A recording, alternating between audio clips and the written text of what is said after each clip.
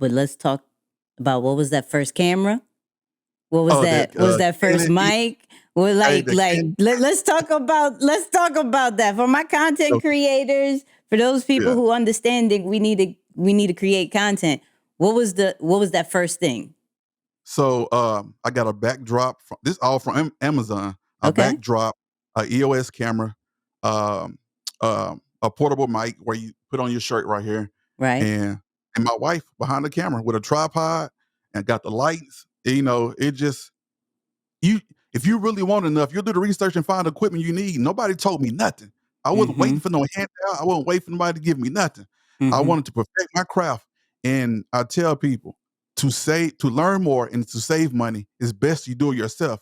Because when you're intentional, it becomes personal. When you're intentional with everything you do, it becomes personal. So I learned how to work Adobe Premiere and things like that. So that would really help me now. So I'm teaching people how to work Adobe. Um, Yep. and work this camera like this whole setup I have now. The guy that will help me with my podcast, he worked for Time Warner's.